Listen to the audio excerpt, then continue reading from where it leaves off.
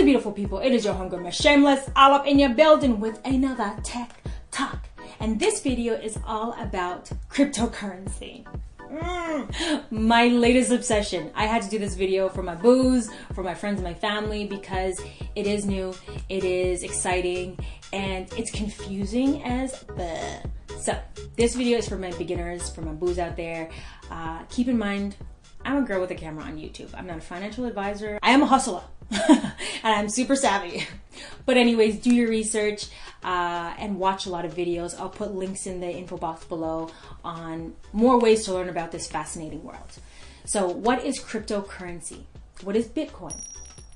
Bitcoin is the largest and most popular cryptocurrency out there on the market. It is also the transfer of value using digital currency. The transfer of value is the key here. So you have to believe that this thing, this Bitcoin, this US dollar, this Canadian dollar has value. It is also the very first decentralized cryptocurrency out there. Man, lots of words we don't understand, okay? Now, decentralized meaning it takes the traditional model of central banking. In the US, the Federal Reserve is responsible for printing money. Now, Bitcoin was created by Satoshi Nakamoto, which is a pseudonym for someone who we don't know who this person is, which makes it even more elusive and weird and creepy and crypto. But I don't even know who invented the dollar.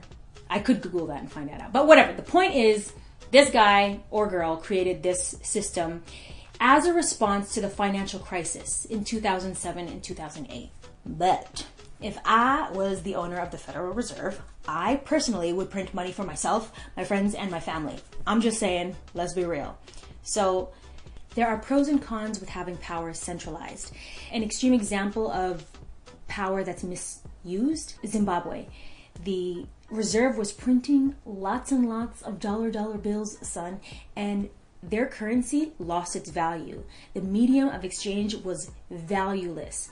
You couldn't use money to buy groceries. They printed $1 trillion banknote that had zero value. So currently Zimbabwe uses the USD. I believe they use the South African Rand. They use everything but their own dollar. They don't have a currency because that's how the value just completely dropped.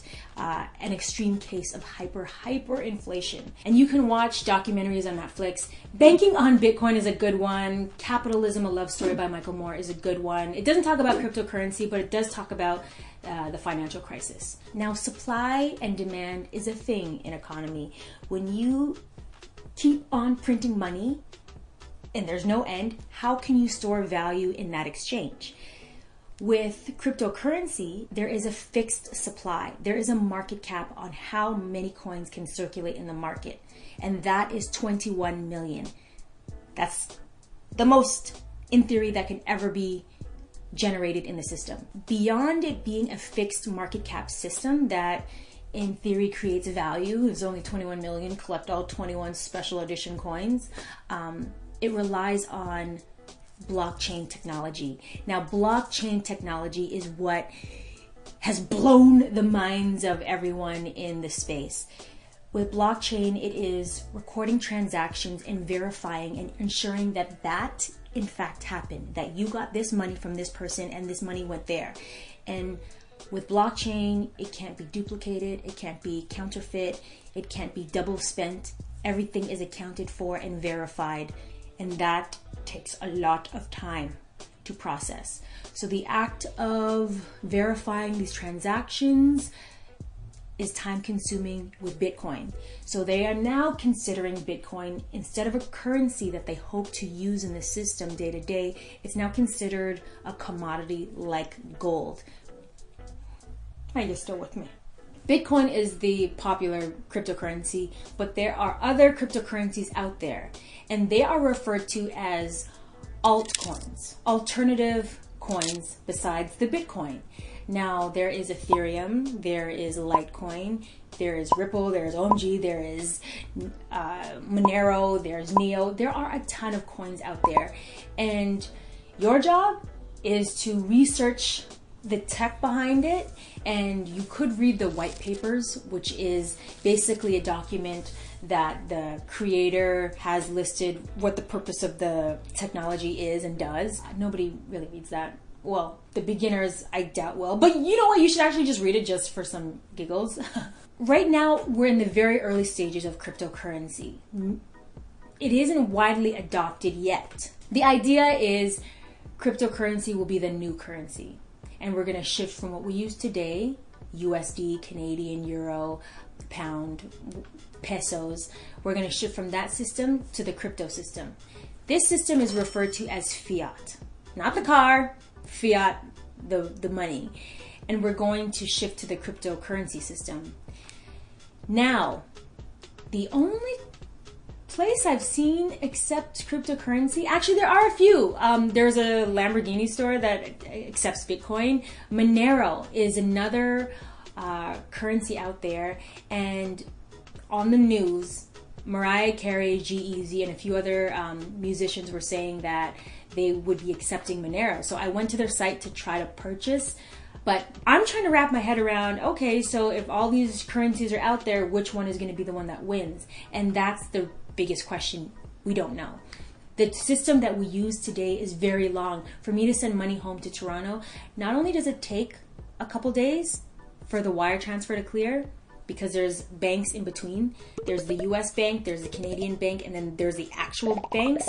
So there's like 4 banks in the whole process. The idea is cryptocurrency eliminates all of those banks, and I can send money to my family right away without the fees and without the delay. That isn't the case right now, because in order to convert your current currency, your fiat currency, into cryptocurrency, you need to use an exchange.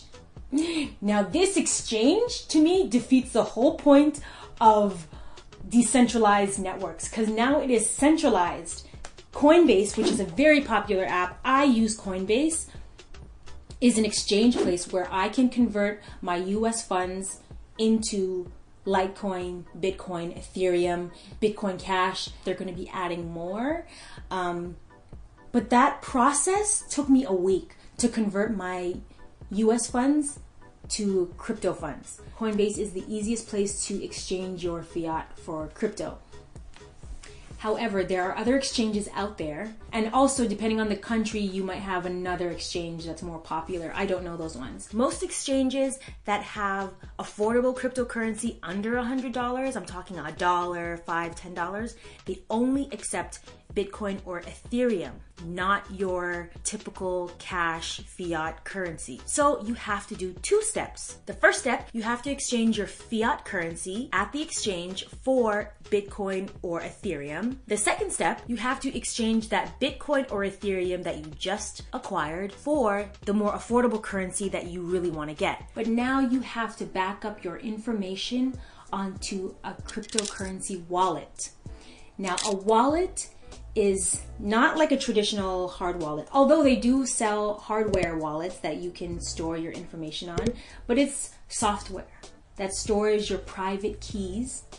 It sounds crazy, I know, but you need your own personal wallet to store your information on, because if this exchange goes bankrupt and closes, you still have your blockchain, your private keys, your information on this wallet. I'm not an expert. I just did my homework. I'm doing my best to articulate that to you. But for the real deal, still here info, okay? And they will break it down for you better than I have. So I've taken a small amount of money that I'm okay with losing, and I've already tripled that. It can become very addictive, so I do say put in what you're willing to lose and no more than 10%. But in investing in the whole game of cryptocurrency, it's blown my mind and opened my wealth of knowledge into a space I was never really paying too much attention to. Money, what is it besides getting paid by the hour or paying bills? Like how to build wealth. And I don't come from a family that has stocks invested to pay for my college tuition or whatever the case is, buy me a new car. I have to buy my stuff with the money that I earn. I'd like to hope that cryptocurrency right now is kind of like stocks. It's investing in something that may or may not materialize. The difference is stocks are regulated stocks are regulated, but I do this because you can still lose it, but it's way more secure because it's been around that much longer. With cryptocurrency, this hasn't been around that long, and even more unsettling is it is not regulated. So it is going to a casino and playing your hand at the table, but it's fun and it's exciting. And if I can learn and grow, I'm just way more aware of money. And now when I'm in stores and when I'm talking to like my boyfriend or my friends, we talk in Satoshis and coins. Like that is like 0.0067 of a Bitcoin. I'm gonna pass. But be a part of the conversation, and the way to do that is to invest. You can even put in $10, $50. You can put in $10 into a Bitcoin. I'm trying to invest in something I believe in, like I want it to grow over the course of a few years. So ideally, you know, in 5 to 10 years, I can have my money that grew. I want my money to work for me, okay? And I want to hustle, but I want to hustle smarter. And I feel like cryptocurrency is an opportunity to do that. Just saying. Those are my 2 Satoshis. Take it or leave it. But let me know if you guys have questions, and I will address it probably in on Twitter or even Instagram. I might do an Instagram live, so check me out on those platforms, even these ones. Okay, just check me out everywhere. But yeah, I hope you found this video helpful, and until next time, remember to do you, be you, and stay true, boo. Be shameless.